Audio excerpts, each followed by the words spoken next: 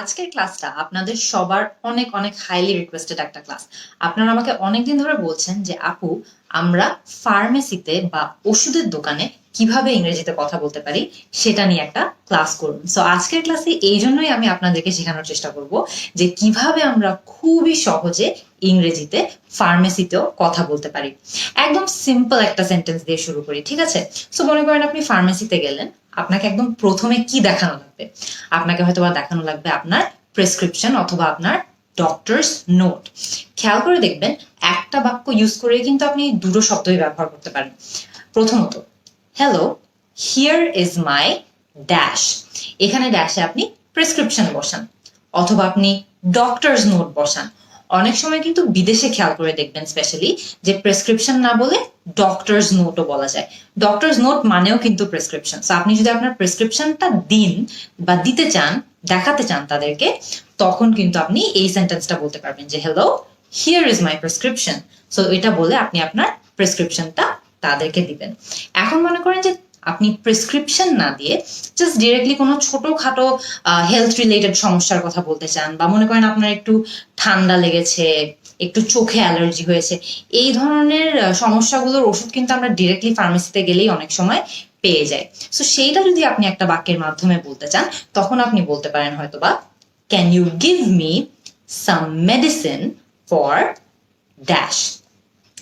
Can you give me some medicine for dash. এই ড্যাশটাতে খেয়াল করে দেখবেন যে আপনার যে স্পেসিফিক বা নির্দিষ্ট সমস্যাটা হচ্ছে, সেই সমস্যাটার কথাই কিন্তু আপনি এই ড্যাশটাতে বসাবেন। সো মনে করেন, can you give me some medicine for itching. মনে করেন আপনার হাতে খুব চুলকাচ্ছে বা গায়ে খুব চুলকাচ্ছে, সো আপনি বলতে পারেন, can you give me some medicine for itching. হয়তোবা আপনার ঠান্ডা লেগেছে অনেক, সো সেই ক্ষেত্রে আপনি কিন্তু চাইলে এটাও বলতে পারেন যে can you give me some medicine for runny nose. So runny nose খেয়াল করে দেখবেন এটার মানে কিন্তু হলো যে আপনার হয়তো বা সর্দি হয়েছে।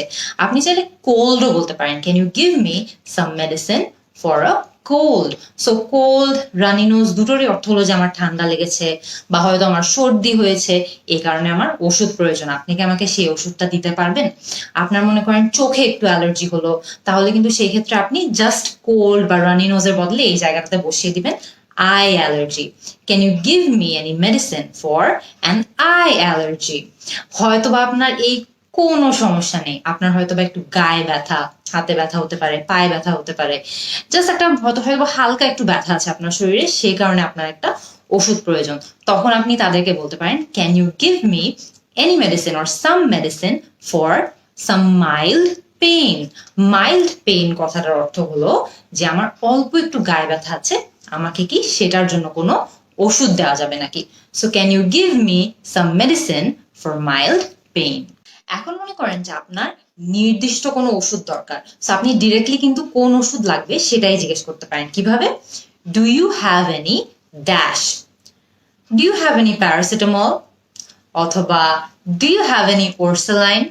সো খেয়াল করে দেখবেন যে এই ড্যাশটা যেটা আছে, সেই ড্যাশে কিন্তু আপনার যেই ওষুধটা প্রয়োজন জাস্ট ওটার নামটা বসিয়ে দিলেই হবে। এখন মনে করেন যে আপনার হয়তো বা ওষুধ না, একটা ভিন্ন ধরনের জিনিস প্রয়োজন, হয়তো বা একটা সিরিঞ্জ প্রয়োজন, হয়তো বা স্যানিটারি ন্যাপকিন প্রয়োজন, হয়তো বা ইনহেলার প্রয়োজন। সো আপনি এই জিনিসগুলোও কিন্তু একটা বাক্যের মাধ্যমে বলতে পারবেন। কিভাবে? Hello, I am looking for dash. Hello, I'm looking for a syringe. Hello, I'm looking for some sanitary napkin. Hello, I'm looking for an inhaler.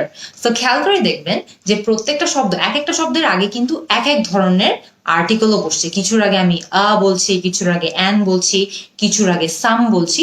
So সেই জিনিসটা নিয়েও কিন্তু আপনাদের কেয়ারফুল থাকতে হবে, কিন্তু বাক্যের ওভারঅল স্ট্রাকচারটা কিন্তু সেমই থাকছে। এই সেম স্ট্রাকচারটা দিয়ে কিন্তু আপনি যেটা খুঁজছেন জাস্ট সেই শব্দটা বসিয়ে দিলেই আপনার প্রশ্ন তৈরি হয়ে যাবে।